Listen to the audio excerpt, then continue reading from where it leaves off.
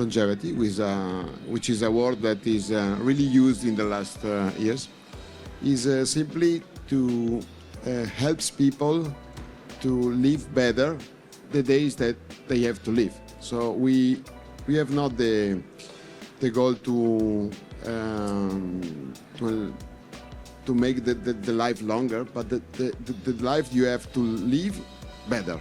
This is our way of thinking about longevity. You need health tracking, activity, diet, all that important, but what's the most important is community, so that you are surrounded by people who are doing similar stuff. And that should start in the school, not at some end stage of life. Technology needs to provide the analysis that we think that the athlete or the person do.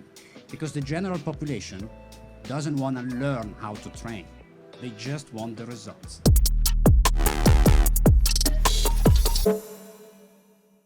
Thank you for joining us. We have an exciting session today. Active lifespan and training the longevity athlete. I'm going to introduce you to our speakers today. We have Igor Krezić from Rolla. We have Riccardo Turri from Starpool. And we have Marco Guiducci from Almost. EGYM, is that right? Good enough. And my co-host, who's been put on the spot today, Grace McNamara. I'll do my best to be more. So maybe as a start, if you guys could just give us a brief introduction about your companies, that'll be great. Alors, I start? Okay. Okay, my name is Riccardo Turri. I'm the CEO of Starpool. Starpool is a company that is focused on all the heat, rest, and cold therapies since 50 years. So this year we celebrate the 50 years of the company. So a lot has changed in the last 50 years, and in the last 5 years the most. So this is the short story of a company which is based in the north of Italy, and is focusing the different segments. Sports is one of our topics in the moment. Good. Hi, my name is Marco Guiducci. It's good to meet you all here in this small event called FIBO. It's a madhouse, guys. I am the VP of International Sales at EGYM. I think I will sum it up as I shake hands and I meet people. I'm in charge of sales internationally, so whatever is not dark falls into my organization. But more importantly, EGYM. EGYM is the leading company connecting healthcare and fitness. As you can see and hear from my accent, I'm obviously Bavarian. We are based in Munich. And we developed electronic strength machines. I'm sorry, the second day of FIBO. This is not my voice, so I apologize already. And we build the digital infrastructure that most of the people in the industry uses. If you're training on Life Fitness, Matrix, Preco, all that good stuff, the cloud that makes all the connection works, it's actually developed by us. As I said, Munich, ex-startups, and I would say I'm very happy to be here today with those lovely gentlemen and ladies. Hi, I'm Igor Krezić. I started Rolla company 5 years ago. I started on my journey. I had 136 kilograms and I didn't have a solution. I used 10 different platforms for health and fitness. So Rolla is holistic health and fitness platform. Mostly we are giving our hope that people will get motivated with our gamification system. And we prove it on ourselves that it's working, so we are trying now to spread it as much as possible. Well, look, maybe a good place to start is let's define longevity. It's a word that's thrown around. It's become almost like another one of the fitness industry buzzwords. And I was actually listening to a podcast about longevity just a few weeks ago, and it's kind of interesting because everyone seems to want to live longer. But I have a grandmother who's just probably a few months away from 100, and she's been in bed for probably the last sort of couple of years. And so, you know, living longer probably isn't all that it's made up to be. And so I'm just curious, you know, how are you guys thinking about longevity, and what, you know, what does it mean specifically to people that are looking to have it? I'll start with you. To us, longevity, which is a word that is really used in the last years, is simply to helps people to live better the days that they have to live. So we have not the goal to make the life longer, but the life you have to live better. This is our way of thinking about longevity. I could not agree more, meaning I think, I'm sorry to hear about your grandma being bad, but that's kind of the eponym of what we want to achieve, meaning we want people to live better. Longer is somehow, can I call it a side effect? Meaning we need to live as many years as you can in full strength and without pain. You know, we do a lot of studies, and if you look at the US, MSK, so musculoskeletal diseases, sorry, English is a second language, makes up of 30% of the spending, and sadly it's not on physiotherapy, it's on pain medication. So it tells you that basically 30% of the people that use healthcare in the US are in pain. And now if I'm 70, 80, I don't want to be in pain. I want to be healthy, I want to be able to have a normal life. And I would say longevity should mean living long, without pain, and with the capacity to operate normally every day in our life. That's how we feel about it. And it's also important because here we say athlete. I'm going to be a bit of a polemist already. It shouldn't be an athlete gives the idea of the top 5%, right? A bit. I know, I'm being a bit Italian it's an interesting question, and I know we work with many clients and that operate fitness facilities, and they class everybody as an athlete. And I suppose if you're, you know, like all of us are business people, entrepreneurs, and, you know, just coming to this event for a week, you know, you have to get your sleep, you have to get your nutrition, you have to be, you know, having some form of exercise, because it's, you know, it's not just a short career like an athlete has. It's something that most people that have had a business have been doing it for decades. So I think the word athlete is an interesting one that you've raised. Yeah, correct. That's exactly what I meant. Meaning, it's not we shouldn't think about athlete as in the short-term top 5%, but as how we operate and how we get into everyday life with those habits that are going to bring us longevity. So that's our view. I think that we all repeat each other. Everybody agrees that longevity is not number of years, it's the number of healthy years. 5 years ago, I barely could move. So I think that we should teach kids at 6 what is longevity, not at the 60 when it's maybe too late for somebody.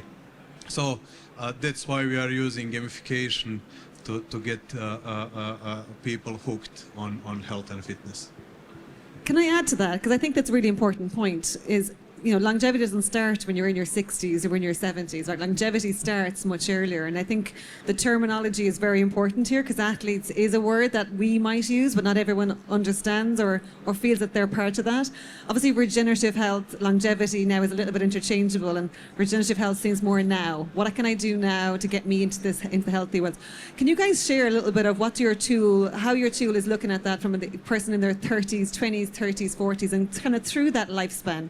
How does the solution adapt? And also from a gender, ethnicity, location, like all of those factors are quite important, because they're quite important to longevity as well as regenerative health. So maybe, Marco, can you go first? Because EGYM obviously have a huge data set as well. First, I want to say, Igor, I just met you, but I'm so proud of the story you just shared. It's very hard, so I'm very happy to be sitting next to you, because it's not easy what you said. Thank you. The way we see it, it's that's why I made the comment about the athlete. It's our goal is to bring this in a simple way to everybody. But I don't want to speak about the company goal. That's not the point. The point is we need to be able to bring 80% of the solution to everybody whenever they normally go.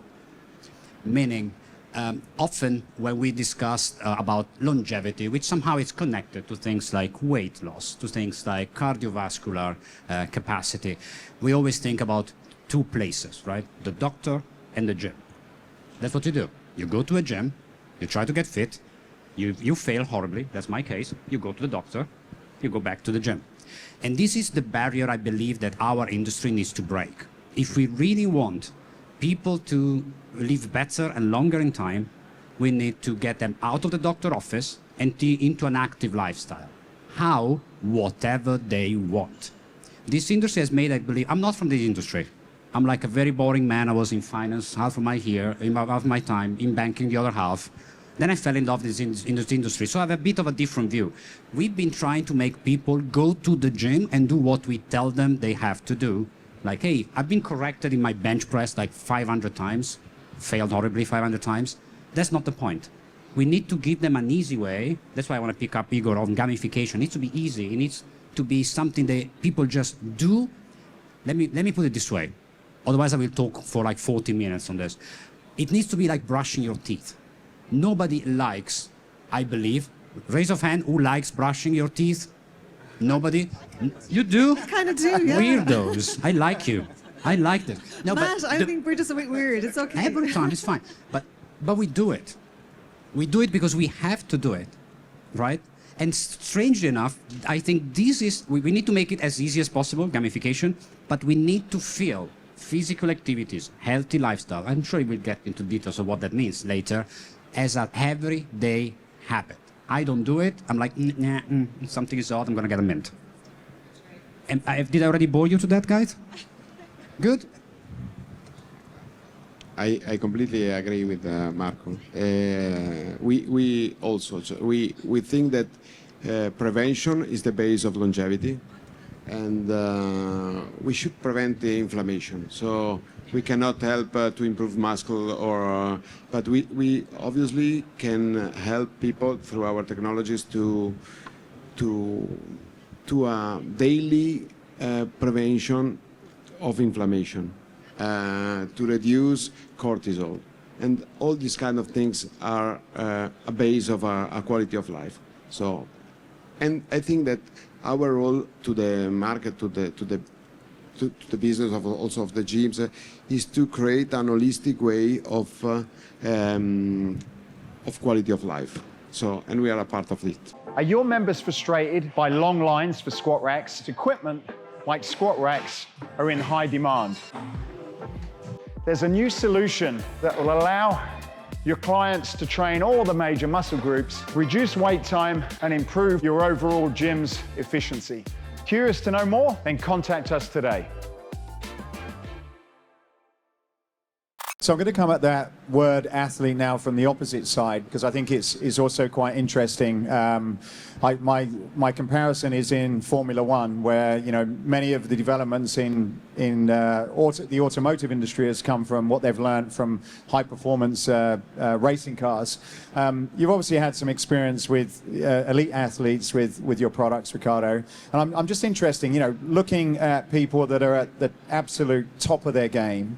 What insights and relevant information can we take from that could apply to, I guess, more of a everyday athlete based on some of the protocols that you've been involved with? First of all, we are working with the professional athletes through Performance Manager.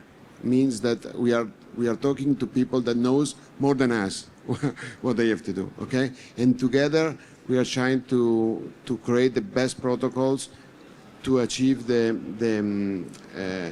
best results in terms of recovery and reducing of inflammation or injury, okay? So it's a combination of the use of the different technologies we produce, okay? It depends on if you need heat or warm or cold or just flotation, okay? And every single technology has a specific goal in terms of reduction or improvement as a parameter, okay? Our work through the scientific research we have in the company is to create protocols through all the products and working on the goal. I mean, you need to improve sleeping, okay? You need to use this and this and this product on this timing, or maybe after or before the training, okay? You want to reduce the cortisol, you need another things, okay? You want to, you are working on an injury problem, so you need to do a specific use of some of our products. This is the way we are trying to work in combination with the professional of the sports. So was really impressive to me the declaration of Elio, the San Francisco 49ers performance manager, where he declared that 80% of the performance is related to recovery. 80% of the, but it makes sense because everyone is overtrained and they are overstressed in terms of gaming or playing every 3 days and blah blah blah. So where we have a big impact is not on just on the physiological part of the recovery, but on the mental one, which is probably the most important effect on the final 5 meters. You know? So the one that grant to be one of the top performer.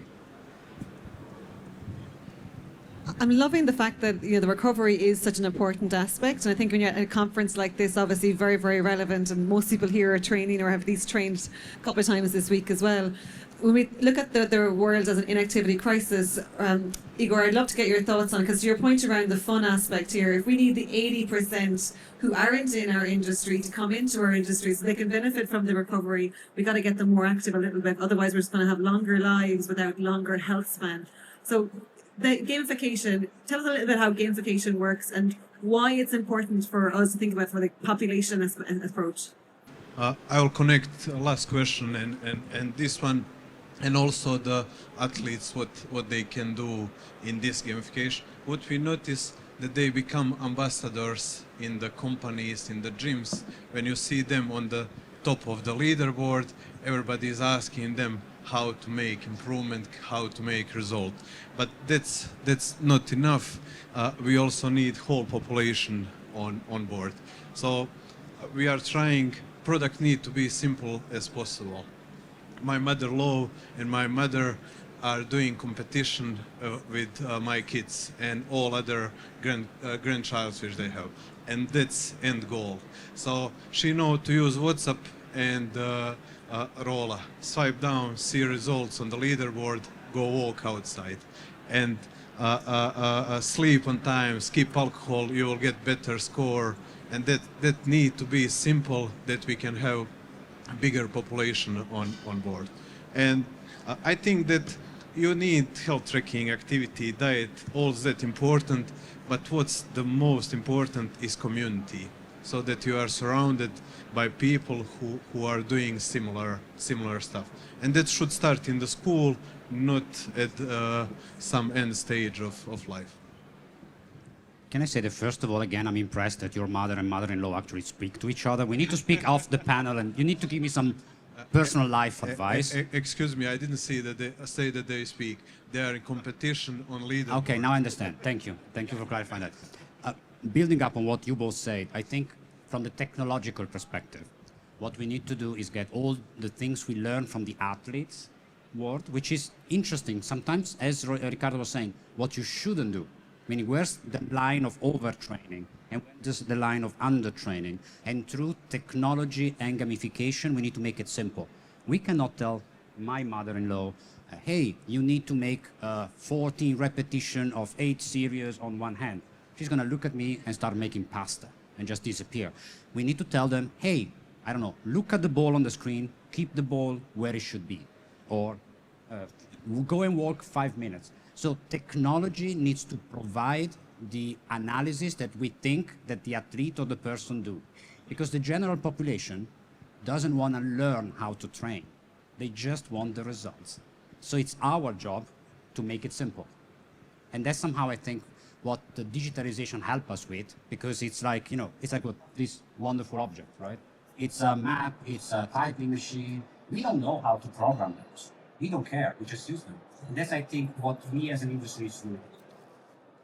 When I think of again longevity as a sort of a term, you couple it with things like biohacking and you sort of start to go on the periphery of, I guess, some of the core fundamentals that have been around for a long time and people know and understand, and they're very sort of research based, to the more sort of I guess, social media, podcast, questionable techniques. And one of the things that I'm thinking about just at the moment, we had a conversation about this yesterday. Like, I've been into cold plunging for probably about 20 years. Any opportunity I've got to jump in cold water, I've done it because it's been something that mentally I felt just makes me feel as though I could attack anything. It's been something that sort of makes me feel mentally strong.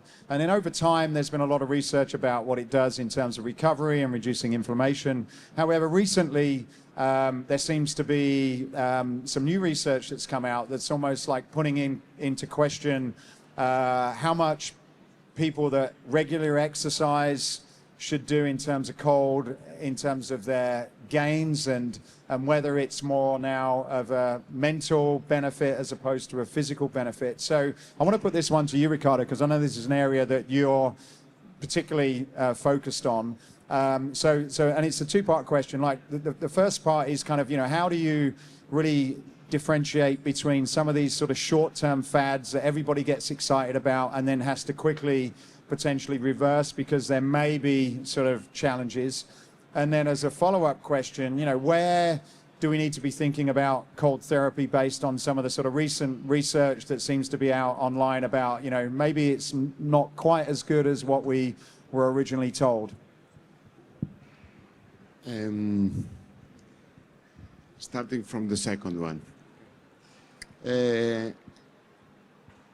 Cold, there are a lot of research, and I would say that at the end of the day is a good thing to do. Okay, there are different ways of doing cold, because cold has an impact like the heat. So and cold is not something that you can use as you want. So that's why we are working on protocols, because it depends on which goal you want to achieve. Okay, you want to increase your mental statement, or probably is correct to do it in the morning. Okay, you want to improve the recovery, probably is better to do it after the training. But it depends, because if you want to improve your muscle, okay, it's now proven that you need to do it before. After makes no sense. Okay, so as usual, everything you do, you need to know how to do it.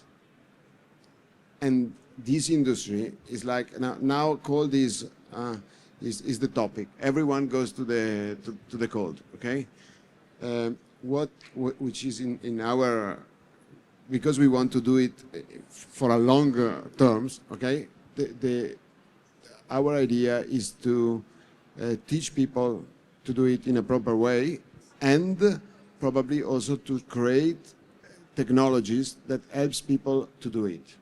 Also to graduate, to make it gradual, so not just to jump into a cold water. And then there is another issue on the cold, which is the hygienity. Okay, so sometimes there are things again the cold, because jumping into the water, okay, and in the water where you jumped before and then I jump, and okay, there is a hygienity situation that is something also where we are working on. I forget the first. Sort of the first part is really how do we navigate this particular area, because also, like Grace and I were chatting prior to this, there's also a big difference in terms of men using cold and women using cold, and when during the course of the month or the year, that also makes sense. So with so many sound bites coming out on TikTok, Instagram, where quick protocols that everybody's picking up, like what can you do, I guess, to sort of advise business owners that exactly what the safe side of the line that they should stay on for all of the people that might want to get involved in this? But probably I already answered before, because it's always through a knowledge on what is the goal about the call. So it depends on why you want to go to the cold, and I think that we need the digitalization of our technology in order to speak correctly to the users. Okay, there is no big difference, in my opinion, in terms of woman or man. It's a big difference in when you do it and for what you do it. This is the biggest difference. I participated last year to the CryoCon in the US, and it was an interesting discussion, okay? Which is the right temperature of the cold, okay? So, and the result is there is no correct temperature. Cold is cold, okay? You have 2-3 different technologies to get the cold. If you jump into the water, you have an immediate or an immediate impact with the cold. If you jump into the cold chamber, okay, you need more cold because you are in the air. Air is an insulation, okay? If you don't respirare si dice? If you don't experience. No, it's respirare. And breathe. If you don't breathe the cold, it's better than if you breathe the cold. So probably it's better to jump into the water instead of staying into a chamber, or better the chamber where you don't breathe the cold. So, but it depends, no? It depends on who you are. If you are healthy, you can do everything. If you have some problems, maybe to be careful. So this is our point of view. Can I just add to that? 'Cause I think you're right. I mean, the gender factor is huge. Obviously, you mentioned 30% of healthcare is musculoskeletal issues, and 70% is non-communicable diseases, so chronic diseases in general, and obviously pain you mentioned as well. How are we tailoring solutions for longevity? I mean, personalization really is what we're looking at. How do we get there, and what's the future look like for true personalization? Oh my God, I need to use a buzzword now. It's 2025. Can I say AI, or are you all gonna leave? No, jokes aside, Riccardo made a very good point, and I'm sure Igor, thanks to Rolla, has a lot of data about this. At the end, we're asking AI to do crazy things that they shouldn't do, but this is where really AI can be a game-changing tool.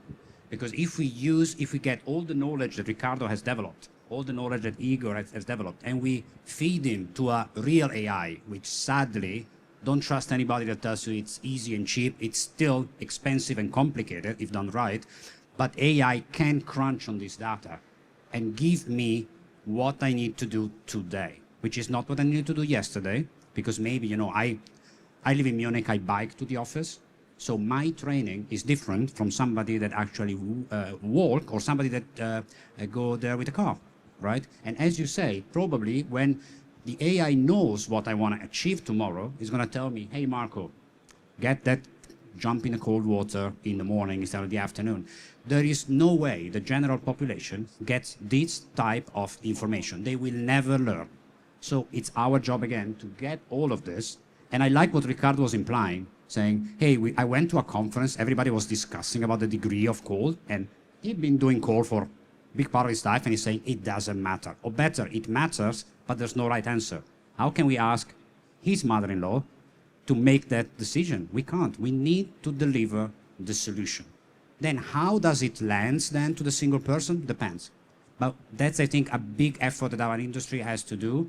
Connect and say, guys, how do we making sure that we are giving out the right information to people?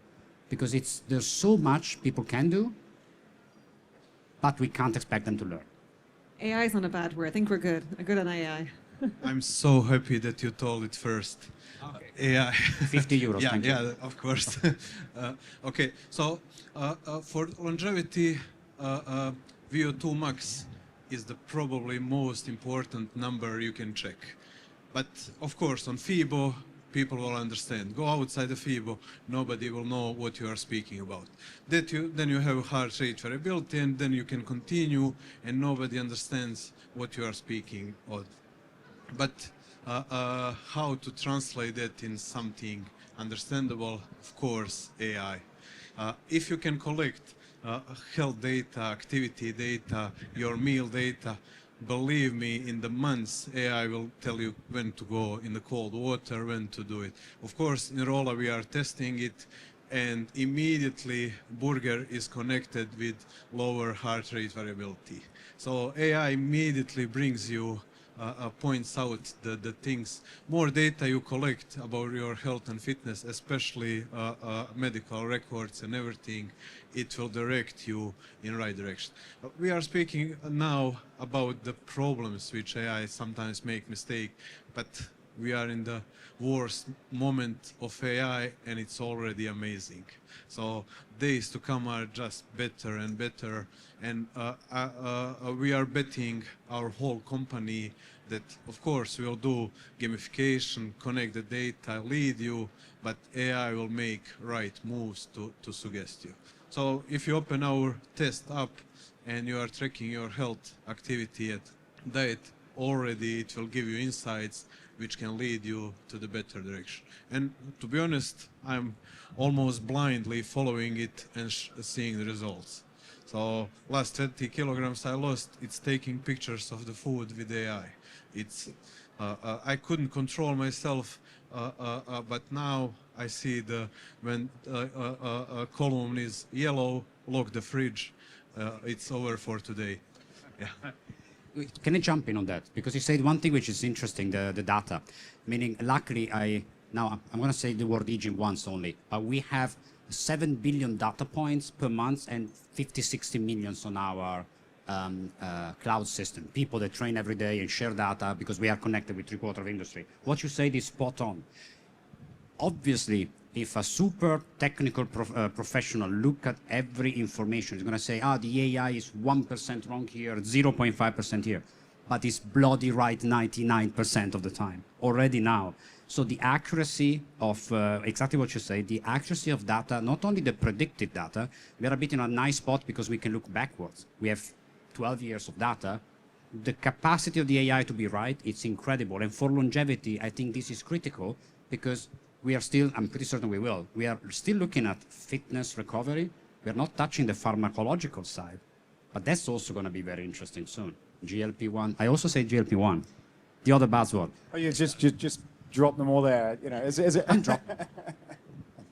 With that, I mean, just because I think you're right, and there's so much opportunity and we're heading in the right direction and the trend is absolutely going the right direction, what might be the one thing that stops us, or the two things? Like, why would we maybe not be successful in getting the vast majority of populations to be engaging in cold therapy and activities and gamification and fun for longevity and health span?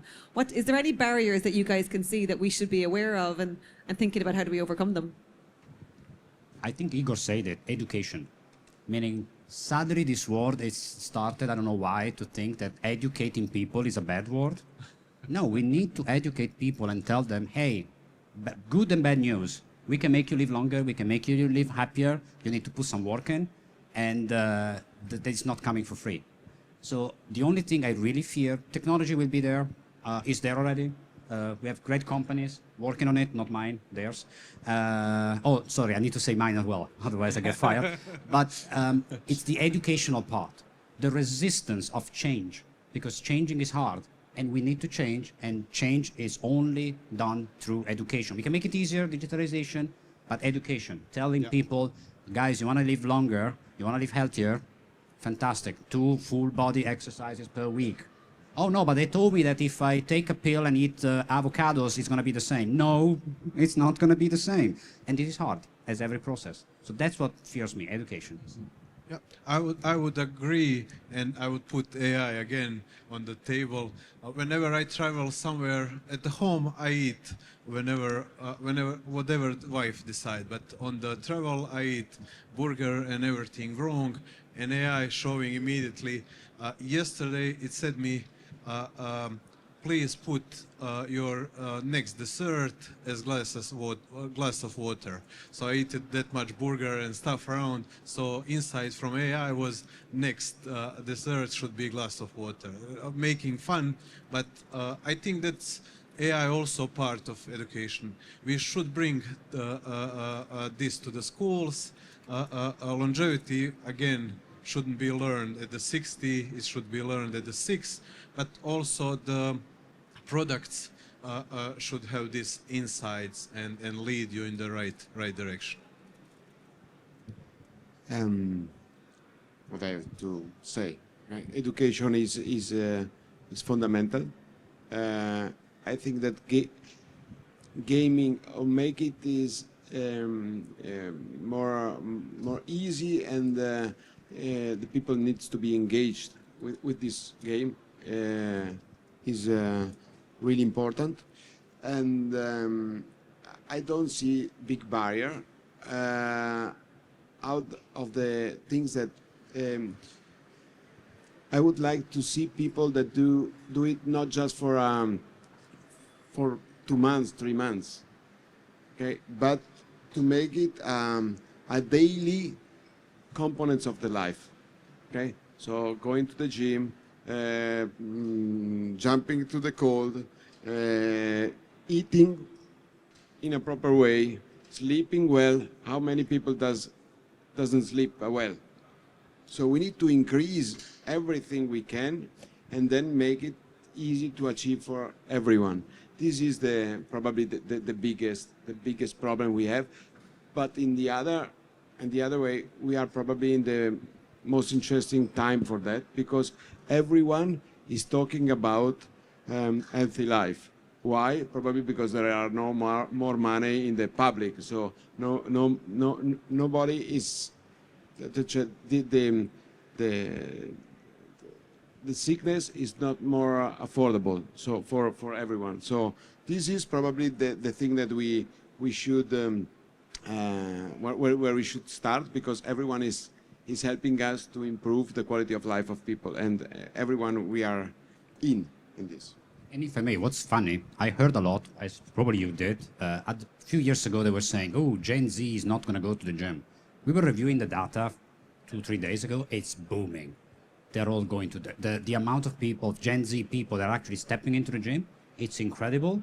Sadly, we are losing quite a bit because we are not catering of the way they operate. You know, Gen Z guys, I have some in my team, they go to the gym, they don't want to talk to people. Me, I'm like, hey, hi guys, I know everybody. I train, probably I go there 2 hours, I train 1 hour, and I spend time socializing. They don't care. It's like, I want to go, I want to have my app, I want to do my thing, I have my headphones on, and I'm going to do it. Because as somehow you were implying, we need to start early. If you start at 60, game is not done. There's still a lot you can do, but you need to start early. The good thing, let's say positive, the following generation seems to be actually much more adept and much more willing to do this than we thought. And then I think this is very good. You talk about education, which I think is important, particularly in a industry or a field which is really known for innovation. You know, when you talk about, you know, some of these words like athletes and lifespan and longevity, you kind of think of cutting edge. You know, this is where we're heading. And, you know, I think you mentioned there's money, a lot of money coming into this area, private equity funding this. And one of the inherent challenges with that is that there's also a natural push for growth. There's a natural push for profitability. And with traditional research taking, you know, even drug research taking many, many years to really create sort of, you know, solid evidence to demonstrate that some of these things are safe and proven. How are you guys, you know, is technology assisting in speeding that up, improving accuracy, to ensure that the consumer that's out there isn't being a guinea pig to some of these ideas that are a result of a huge amount of interest and money going into those solutions that may not be totally thought through? And there's, you know, there's a number of examples in history of where that's probably happened. What, you know, where do you guys sit on that? Okay. Sorry, I just got distracted because I see one of my banners over there, EGYM, digitalization than ever before. No, you're absolutely right. One thing is happening which is interesting. As you said, if you look at the research, when properly done, like pharmaceutical research is the main one we all refer to. It's also accelerating dramatically because you're right, in the past, it took, I think, 8 years to develop the first GLP-1 molecule. Now they pump up one every 18 months. So again, I don't want to use AI again, but we are getting even faster. So the acceleration is getting faster also on the pharmaceutical side. And it's again, sorry to say that, but it's a bit on the big guys of the industry to make sure we hold the line and say, guys, let's filter, let's test, thanks to data, the ideas, and let's try to get, and I'm sorry to say this in a whole which is about innovation, only the ones that move the needle.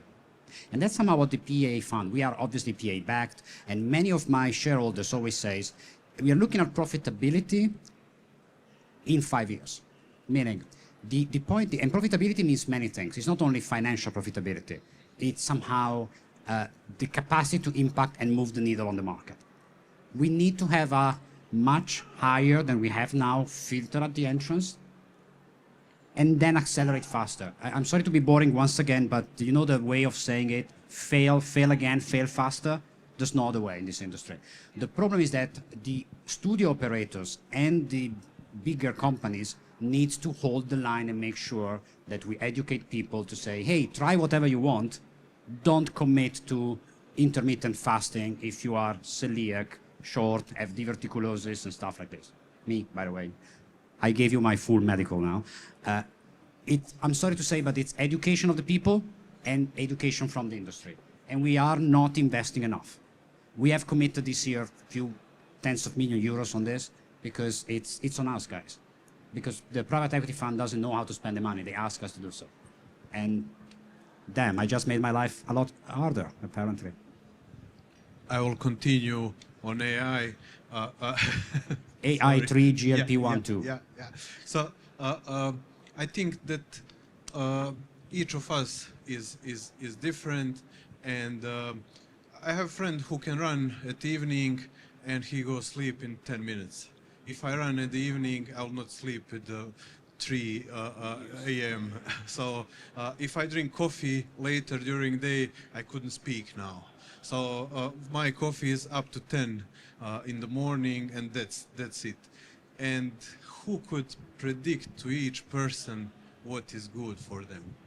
And then you have system who have knowledge of each possible research, put your data in it, and then suggest you what's best for you.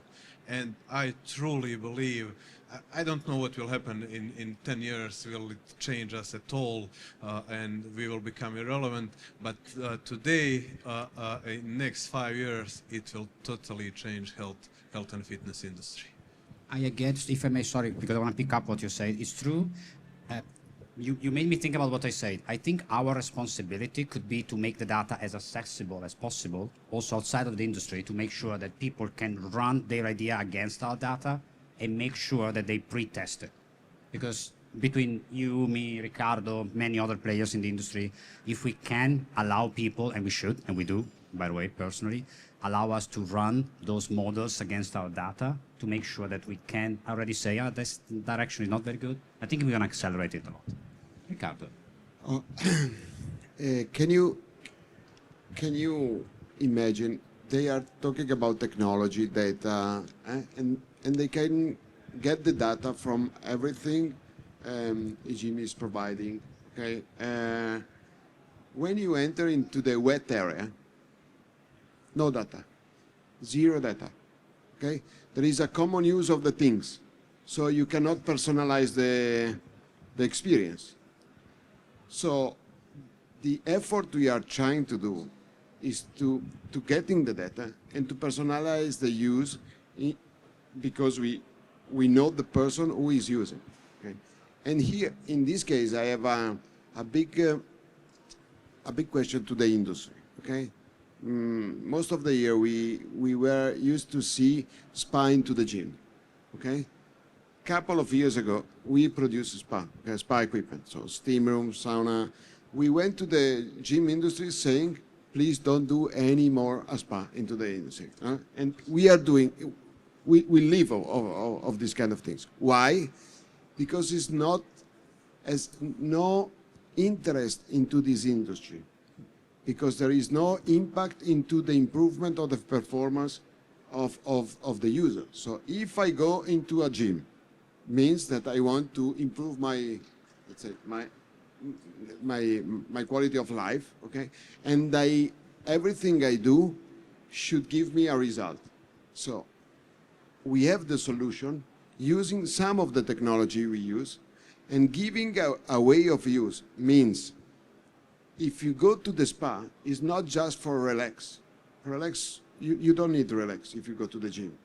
You need our technology to improve the experience of the gym, or to improve some benefits you want to improve. So not all the technology we produce are making this.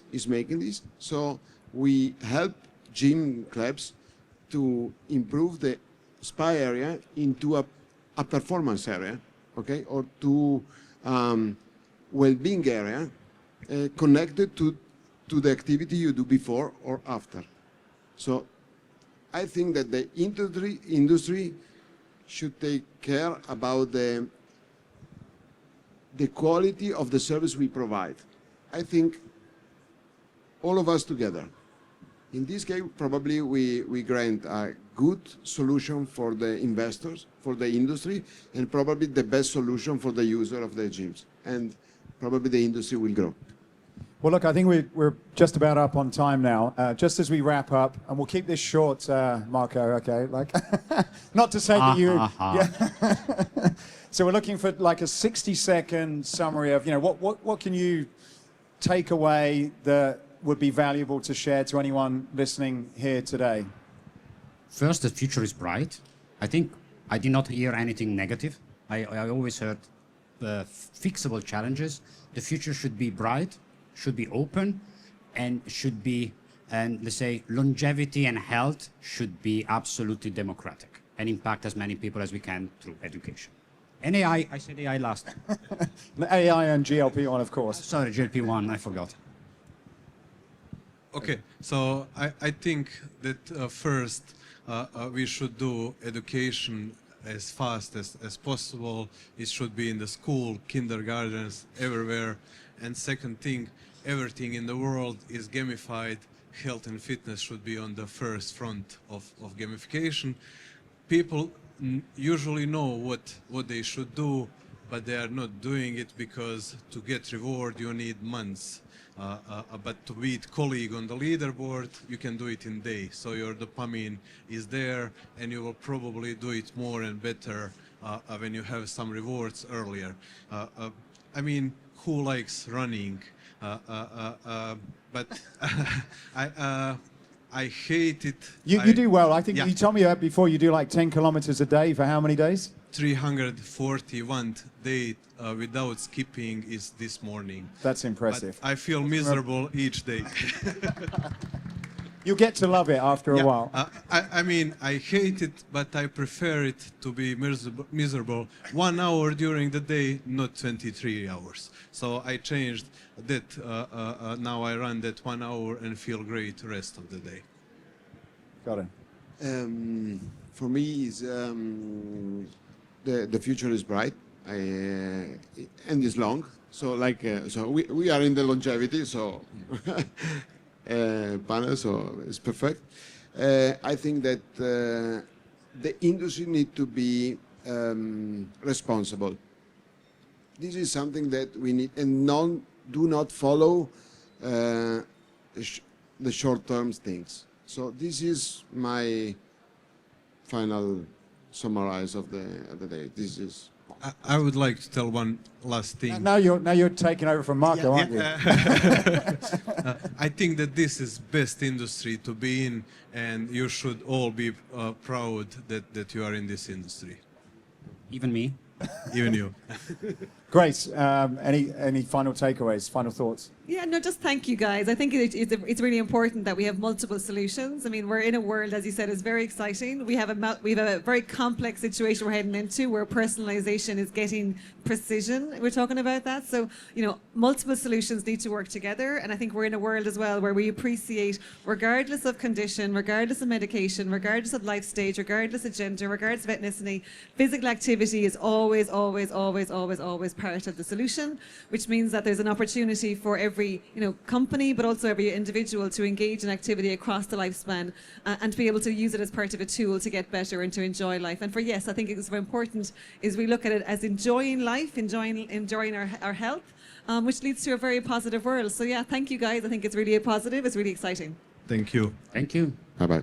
I'll give you my final one. I was encouraged by Igor's comment about longevity doesn't start when you're in your sort of 50s like me, which is kind of, I feel as though now I'm in this age, I need to be thinking about longevity. And I've also got 2 young children, and I like the approach about, educating them from a young age that this is very important, because you don't tend to think about it until it's too late to actually turn back some of that.